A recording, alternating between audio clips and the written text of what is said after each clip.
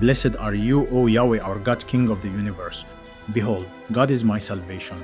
I will trust and will not be afraid. For Yahweh God is my strength and my song, and he has become my salvation. With joy you will draw water from the wells of salvation, and you will say in that day, give thanks to Yahweh, call upon his name, make known his deeds among the peoples, proclaim that his name is exalted.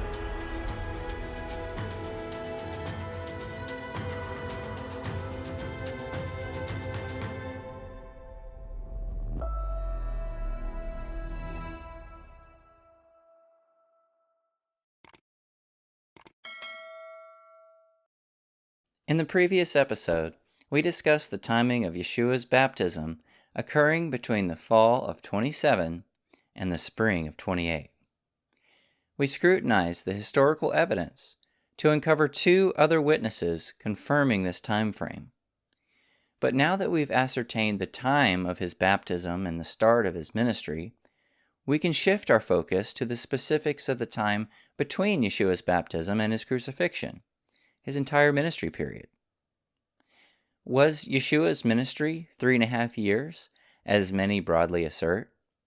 Or could it be 1 year, as some have proposed? As we sift through the evidence and discover that his ministry was closer to 2.5 years, I believe you'll be excited to hear how this time frame falls perfectly into a 30 CE crucifixion, which lines up with layers upon layers of prophetic and historical confirmation, proving that our Messiah is truly the Lamb of God, the Prince spoken of in Daniel chapter 9. Let's take a few minutes to explore the ministry of the Prince together.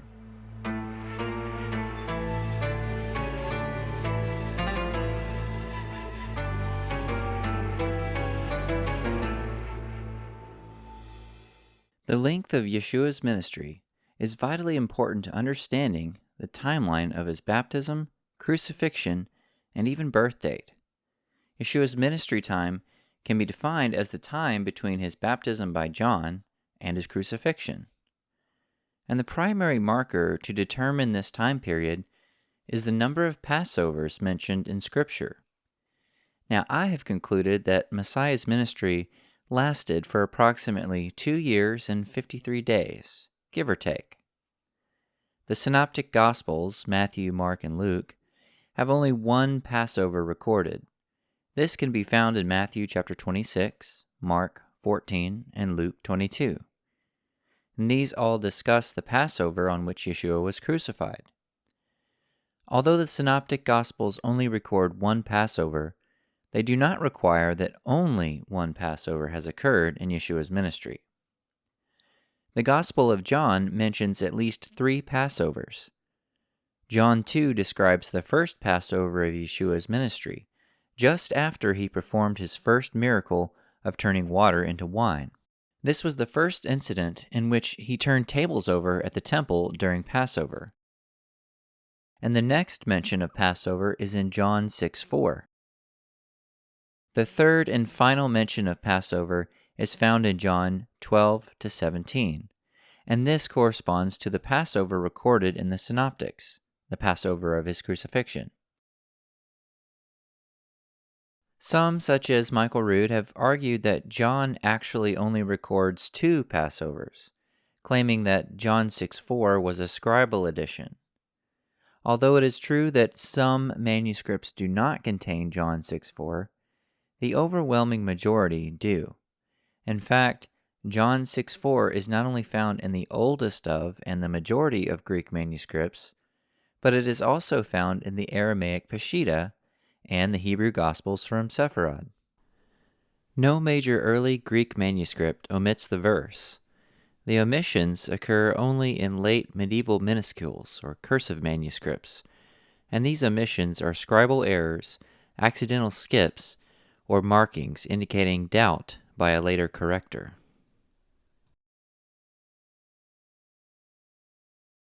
Some propose that John 6:4 is referring to an additional Pesach Sheni, or a second Passover, which occurred in the same year as the Passover mentioned in John chapter 2. This would mean an additional year is not implicit to the narrative. Pesach Sheni is a second Passover that falls exactly 1 month after the yearly Passover, which allows those who were unable to participate due to physical restraint or ritual impurity to participate. The problem with this view is that the previous chapter in John 5 mentions a feast in between the Passover of John 2 and the feast of John 6 in question. And there are no other feasts between Passover on Nisan 14 and Pesach Sheni, Iyar 14. The nearest consecutive feast day after Passover is Pentecost, which occurs approximately 50 days later, well after Pesach Sheni. This means that even if one were to interpret this to be referring to a Pesach Sheni, then it must be referring to the following year, and this is not a straightforward or cohesive interpretation. As to the actual identity of the feast of John 5:1 in question, various opinions have been presented, including the Feast of Tabernacles, known as Shavuot, Passover or Pesach, the Day of Atonement, Yom Kippur, the Feast of Dedication, Hanukkah, Purim, Feast of the Ingathering of Wood, and the Day of Trumpets, or Yom Teruah. This feast occurs between the Passover of John 2 and the Passover of John 6 with the feeding of the 5,000. A paper by Anthony T. Hopkins outlines the discussion and expounds upon the work of Edersheim in the life and times of Jesus the Messiah. After Yeshua's time in Jerusalem celebrating Passover and teaching, he left to return to the Galilee. On his way back, he made a stop in Sychar, Samaria, where he met the woman at the well. Hopkins proposes that Yeshua's visit to Sychar, Samaria in John 4 must have occurred in early summer, having occurred sometime after Passover according to John 2:23, and sufficient to garner the attention from the Pharisees in John 4:1-3, yet soon enough that the inhabitants had the recent events of Passover on their minds, John 4:45. Just a few days later, Yeshua arrived in Galilee, where he performed the second sign of his ministry by healing an official's son in Capernaum. Then, some time later, he returns to Jerusalem for the feast in question. During this visit, he happens upon a great number of sick people who are laying out in open air near the pool of Bethesda. Now, this reinforces the notion that this feast occurred during a warmer time of the year. This feast occurring in late summer fits both the Feast of Wood Gathering, which occurs on the 15th of Av, or August, and the Day of Trumpets, which occurs on Tishri 1 in September. Now that we have most likely discovered the two possible identities of the unnamed feast in John 5, and have ruled out it being a Passover, we can establish that there were a total of 3 Passovers during the time of Yeshua's ministry, which equates to 2 whole years.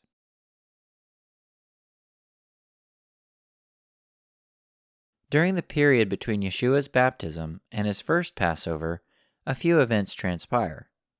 An exact and exhaustive chronology of this period is not provided by the Gospels, but an approximation of a minimum of 53 days can be deduced from the text, meaning we add the time of the 3 Passovers equating to 2 years, plus the period between his baptism and his Passover, to arrive at a total ministry time of at least 2 years and 53 days. Let's take a look at this chronology.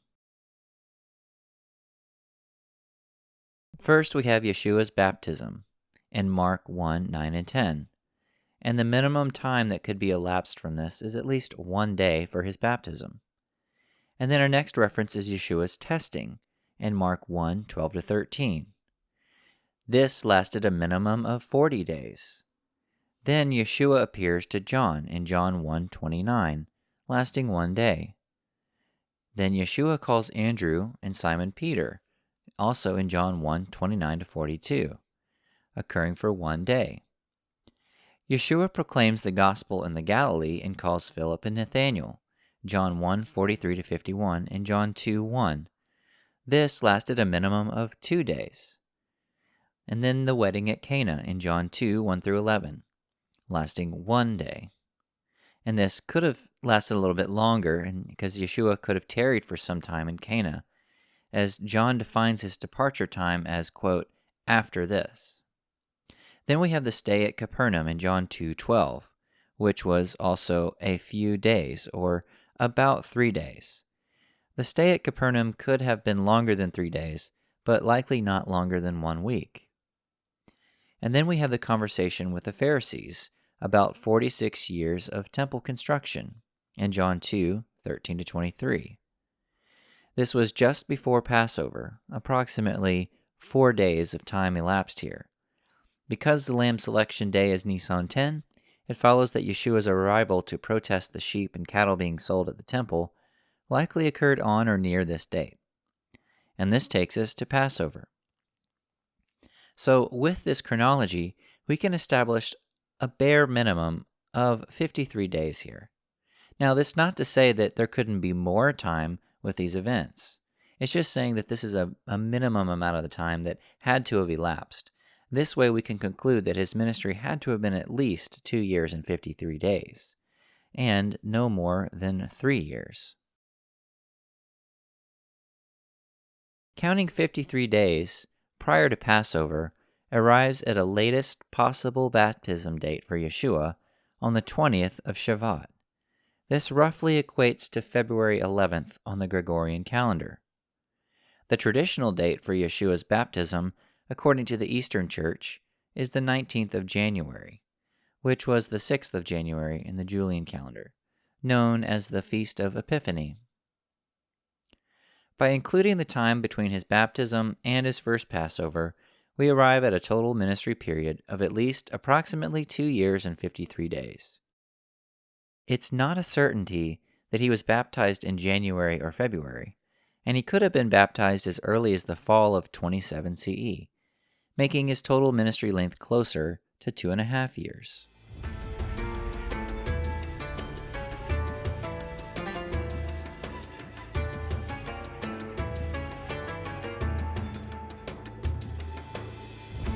This chart shows a chronology of Yeshua's ministry.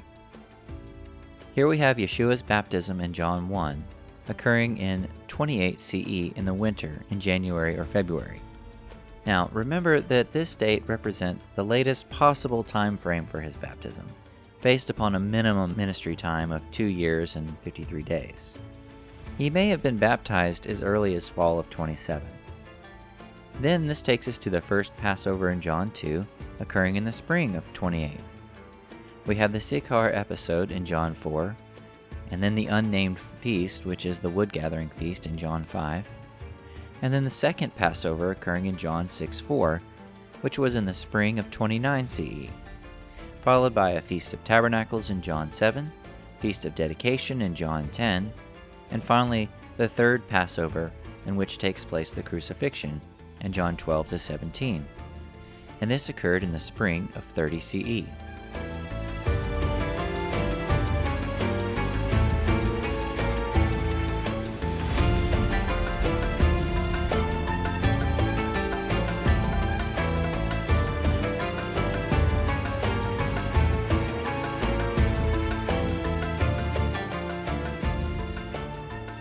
The 30-year-old prince.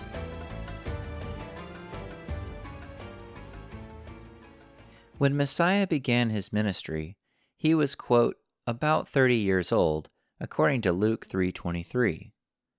So what was the significance of Luke mentioning this? Some have suggested that 30 is significant because it's the age at which a Levite can conduct the legal operation of temple duties. Levites were required to be 30 years of age before performing the occupation, or melakah, of the tabernacle work, which included overseers, officers, judges, gatekeepers, and worship leaders. And this is according to Numbers 4:3 and 1 Chronicles 23, 3-4. For clarity, those 25 years of age could serve in the labor or abodah, but not the melakah or occupation of the tabernacle, according to Numbers 8:24. Ezra 3:8 and 1 Chronicles 23:24 also allows those 20 and up to assist in the service of the melakah, which likely referred to construction projects of the temple being rebuilt under Zerubbabel, as well as assisting in the service of the tabernacle. But they were not given permission to actually conduct the melakah as an occupation. So here's a little chart showing these different requirements. You have legal occupation was allowed at age 30. You had labor allowed at age 25. And you had participation in the construction projects at age 20. A major problem with this theory is that Yeshua was not a Levite and never served in the earthly tabernacle. His priesthood pertained to the order of Melchizedek, which has no such age requirement and is a spiritual priesthood for the heavenly temple. On this basis, the theory of Yeshua needing to attain the age of a priest before beginning his ministry can be rejected. Another suggestion is that 30 was the minimum age requirement for a rabbi in the first century, although no such requirement can be found. The Talmud does suggest that 30 is a time of coming into full strength and maturity, but it lists no age requirement for a rabbi. A third and most likely scenario is that 30 is just generally seen as an age in which a man has reached maturity, an age in which he is ready to lead. It is likely from this basic principle that the age requirements for priests were derived to begin with. There are examples in Scripture that point to the age of 30 as being significant for leadership. Let's go back to Daniel and see. Daniel 9:25 describes the Messiah to come as a, quote, prince. It says, "Know and understand this, from the issuance of the decree to restore and rebuild Jerusalem, until the Messiah, the Prince, there will be 7 weeks and 62 weeks. It will be rebuilt with streets and a trench, but in times of distress." Daniel 9:25. The Septuagint in this passage reads hegiomai in place of prince. Hegiomai means a leading authority, providing leadership in a local church, or a leader or a chief. This word is also used in Matthew 2:6 in reference to the leaders of Judah. It is also used in reference to Joseph becoming a hegiomai, or prince of Egypt, which we know occurred when he was 30 years of age. Daniel 9:25 suggests that Yeshua's ministry would begin when he became approximately 30 years of age. Luke records that Yeshua was beginning about 30 years old in Luke 3:23 when he was baptized. Many theologians assert that he was 30 years old, but one must ask, why didn't Luke assert that he was 30, but instead said, quote, beginning about 30? This suggests that he was indeed just over 29 years old at his baptism, in the 30th year of his life. Yeshua's first coming is said to be that of a suffering servant, like Joseph, the prince of Egypt, in Daniel 9:25-27 and Isaiah 53. And his second coming is like the Davidic king in Psalm 2 or Daniel 7:13-14. Joseph was 30 years old when he became second in command over Egypt in Genesis 41, and David was 30 when he was anointed as king of Israel in 2 Samuel 5. It must be noted, however, that the biblical text does not explicitly state or require that Yeshua was 30 years old when he formally began his ministry. Being, quote, about 30 years old may simply be a reference to his general age without appealing to an assumed requirement of being 30. After all, if being 30 was a requirement, one might think that the authors would be more specific and explicitly state his age as 30. Therefore, it's not only possible, but likely he was 29 years old. In either case, Yeshua was over the age of 30 when he was crucified and made atonement as the heavenly priest and sat down at the right hand of God. Yeshua was crucified in the midst of the final week of the 70 weeks of Daniel 9. Halfway through a 7-year period is 3.5 years. So we should expect the time from the start of the final week of Daniel until the crucifixion had occurred to comprise a maximum of 3.5 years. A final week start of fall or Tishri of 26 CE and a crucifixion date in the spring of 30 CE fits this precisely. So we're going to review now the chronology of Daniel's 70th week of Messiah. The final week begins in the fall of 26 CE, with 0 years elapsing at this point. And then Yeshua's ministry starts in the winter of 28. Now remember that my proposed winter date is not a solid date, it's just a minimum date. It's occurring in January or February of 28 is not a certainty. It's only based upon the best available evidence to create a minimum timeline. And it could and may likely have occurred as early as the fall of 27 CE. So at this point, the cumulative time elapsed to be 1 year and 4 months. And then when we get to the first Passover, occurring in the spring of 28, we get to 1 year and 6 months. We get to the second Passover in 29, we're at 2 years and 6 months. And then the crucifixion in the spring of 30 is 3 years and 6 months, totaling 3.5 years. And then we take it all the way to the end of that 70th week to the fall of 33 CE, totaling 7 years. And with this, we see how the ministry of Messiah fits perfectly into the final week of Messiah according to Daniel chapter 9, confirming the identity of the true Messiah, Yeshua HaMashiach. The 2.5-year ministry of Messiah Yeshua, the Prince of Daniel chapter 9, lines up perfectly with the 70 weeks prophecy and his coming of age as a leader like Joseph and David. With this in view, our studies will now take a strong emphasis on the Passion Week, but we will begin by returning to the book of Daniel. This is because we need to ascertain what God meant when he said that the prince would, quote, put an end to sacrifice and offering. How was this truly accomplished on a Friday in 30 CE? And what other evidence do we have to back this up? Join me next time as we contrast the Daniel 9:27 end to sacrifice and offering with the 3 other instances of removing sacrifice and offering mentioned in the book of Daniel.